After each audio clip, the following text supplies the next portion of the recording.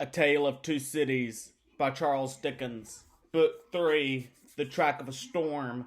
Chapter 12, Darkness.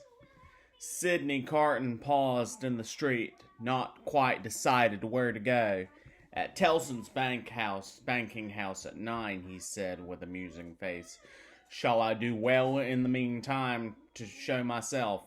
I think so. It is best that these people should know there is such a man as I hear. It is a sound precaution, and may be a necessary preparation, but care. Let me think it out. Checking his steps, which had begun to tend towards an object, he took a turn or two in the already darkening street, and traced the thought in his mind to its possible consequences. His first impression was confirmed. It is best, he said, finally resolved, that these people should know there is such a man as I hear.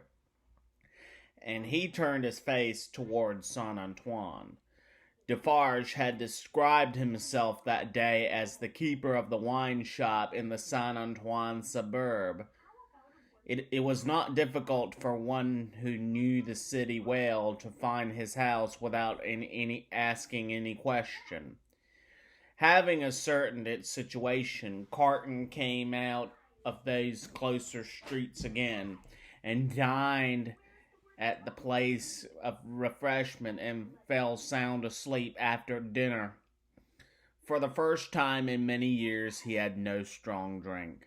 Since last night he had taken nothing but a little light thin wine, and last night he had dropped the brandy slowly down on Mr. Lorry's hearth like a man who had done with it. It was as late as 7 o'clock when he awoke refreshed, and went out into the streets again. As he passed along towards Saint Antoine, he stopped at the shop window where there was a mirror, and slightly altered the disordered arrangement of his loose cravat, and his coat collar, and his wild hair. This done, he went on direct to Defarge's, and went in. There happened to be no customer in the shop but Jacques Three of the restless fingers and the croaking voice. This man whom he had seen upon the jury stood drinking at the little counter, in conversation with the Defarges, man and wife. The Vengeance assisted in the conversation like a regular member of the establishment. As Carton walked in, took his seat, and asked in very indifferent French for a small measure of wine, Madame Defarge cast a careless glance at him, and then a keener, and then advanced to him herself, and asked him what it was he had ordered. He repeated what he had already said. English? He asked Madame Defarge inquisitively, raising her dark eyebrows. After looking at her as if the sound of even a single French word were slow to express itself to him, he answered in his former strong foreign accent, Yes, madame, yes, I am English. Madame Defarge returned to her counter to get the wine, and as he took up the Jacobin journal and feigned to pore over its, puzzling out its meaning, he heard her say, I swear to you like Evrémonde. Defarge brought him the wine and gave him good evening. How? Good evening? Oh, good evening, citizen, filling his glass. Ah, and good wine. I drink to the Republic. Defarge went back to the counter and said, Certainly a little like. Madame sternly retorted, I tell you a good deal like. Jacques Three pacifically remarked, He has so much in your mind, see you, madame. The amiable Vengeance added with a laugh, Yes, my faith. And you are looking forward with such pleasure to seeing him once more tomorrow. Carton followed the lines and words of his paper with a slow forefinger, and with a studious and absorbed face. They were all leaning their arms on the counter close together, speaking low. After a silence of a few moments, during which they all looked towards him without disturbing his outward attention from the Jacobin editor, they resumed their conversation. "It is true what Madame says," observed Jacques Three. "Why stop? There's great force in that. Why stop?" "Well, well," reasoned Defarge, "but one must stop somewhere. After all, the question is still where." "An extermination," said Madame. "Magnificent," croaked Jacques Three. The vengeance also highly approved. "Extermination is good doctrine, my wife," said Defarge, rather troubled. "In general, I say nothing against it. But this doctor has suffered much. You have seen him today. You have observed his face when the paper was read." "I have observed his face," repeated Madame contemptuously and angrily. "Yes, I have observed his face. I have observed his face to be not the face of a true friend of the Republic. Let him take care of his face." "And you have observed my wife," said Defarge, in the deprecatory manner. "The agony of his daughter, which must be a dreadful anguish to him." "I have observed his daughter," repeated Madame. "Yes, I have observed his daughter more times than once. I have observed her today, and I have observed her other days. I have observed her in the court, and I have observed her in the street by the prison. Let me but lift my finger." She seemed to raise it. The listener's eyes were always on his paper, and to let it fall with a rattle on the ledge before her, as if the axe had dropped. "The citizeness is superb," croaked the juryman. "She is an angel," said the vengeance, and embraced her. "As to thee," pursued Madame, implacably addressing her husband, "if it depends on thee, which happily it does not, thou wouldst rescue this man even now." "No," protested Defarge, "not if to lift this glass would do it. But I would leave the matter there. I say, stop there." "See you then, Jacques," said Madame Defarge wrathfully, "and see you too, my little vengeance. See you both. Listen. For other crimes and tyrants and oppressors, I have this race a long time on my register, doomed to destruction and extermination. Ask my husband, is that so?" "Is it so?" assented Defarge without being asked. "In the beginning of the great days, when the Bastille falls, he finds this paper of today, and he brings it home.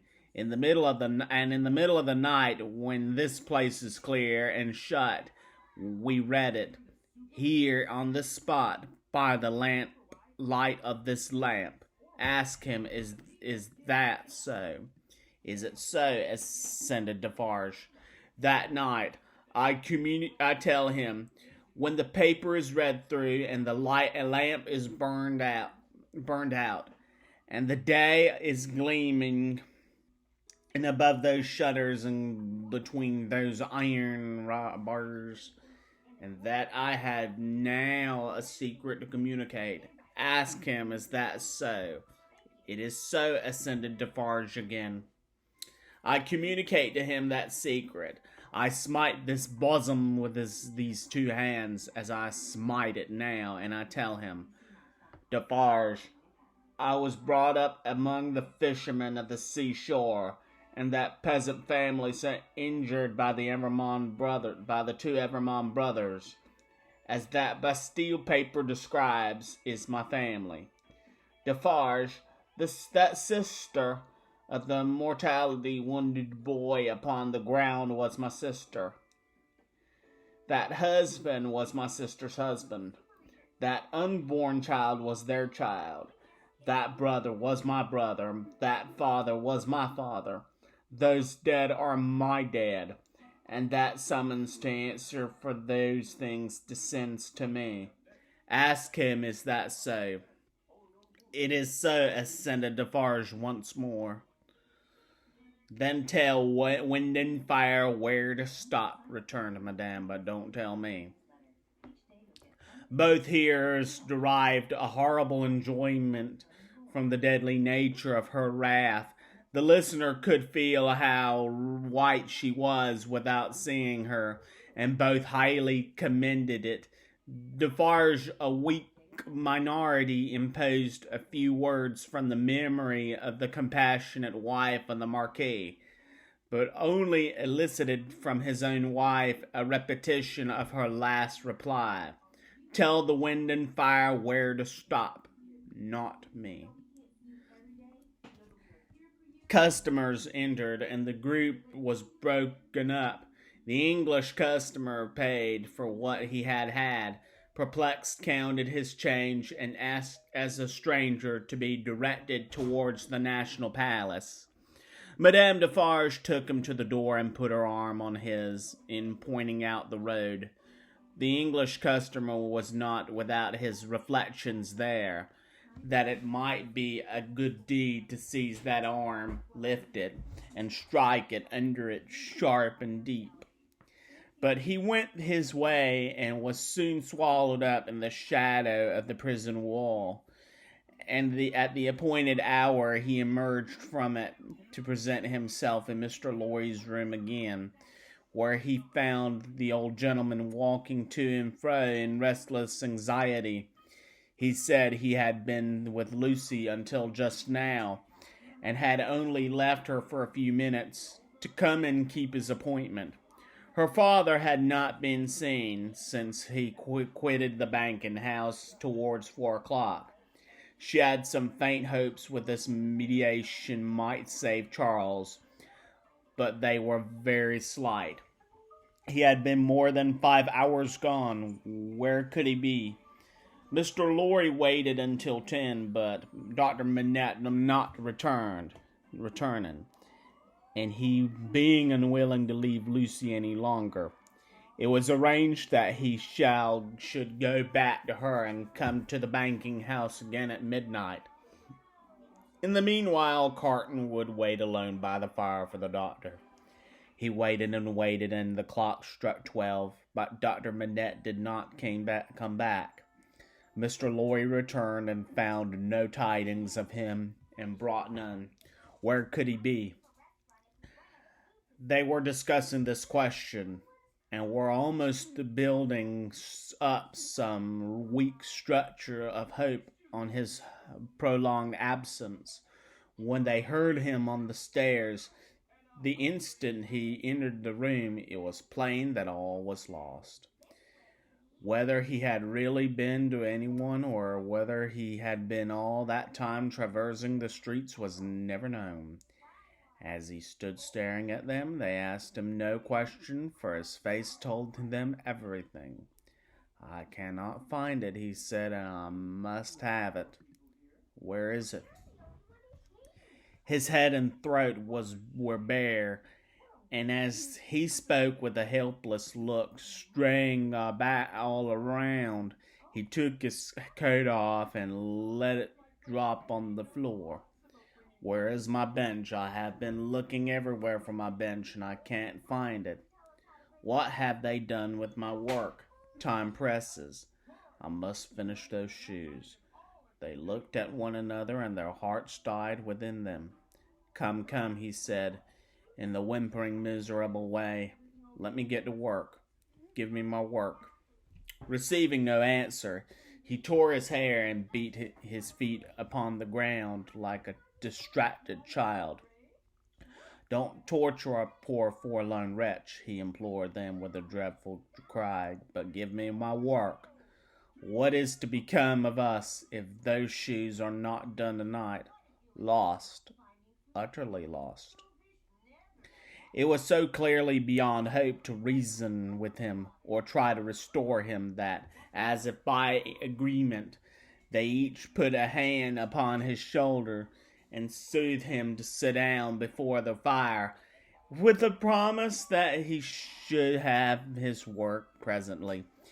He sank into the chair and brooded over the embers, and shed tears, as if all that had happened since the garret time were the momentary fancy or a dream. Mr. Lorry saw him shrink into an exact figure that Defarge had in keeping. Affected and impressed with terror as they both were, by this spectacle of ruin, it was not time to yield to such emotions. His lonely daughter, bereft of her final hope and reliance, appealed to them both too strongly. Again, as if by agreement, they looked at one another with one meaning in their faces. Carton was the first to speak. The last chance is gone. It was not much. Yes, he had better be taken to her.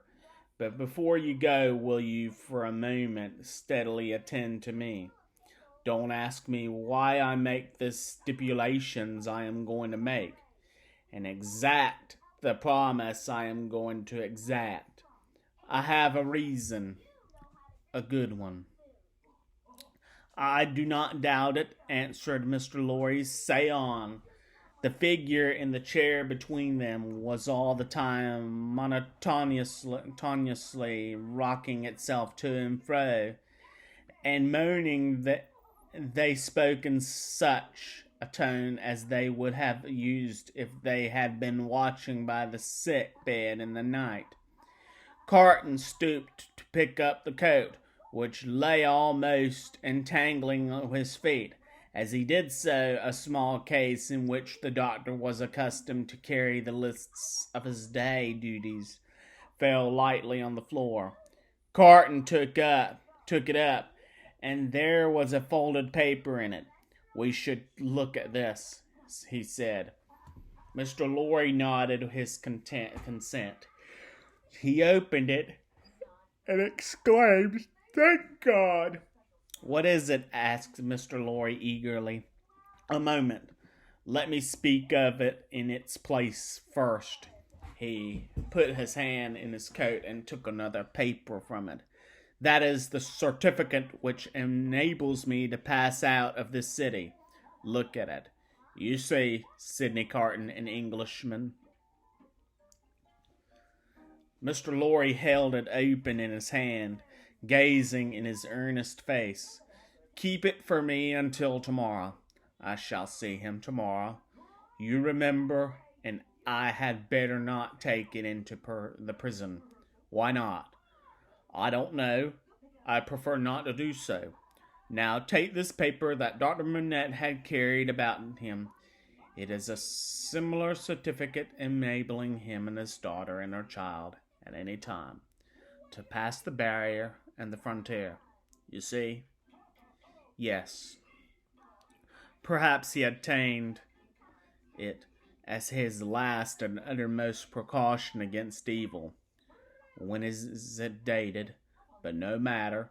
Don't stay to look.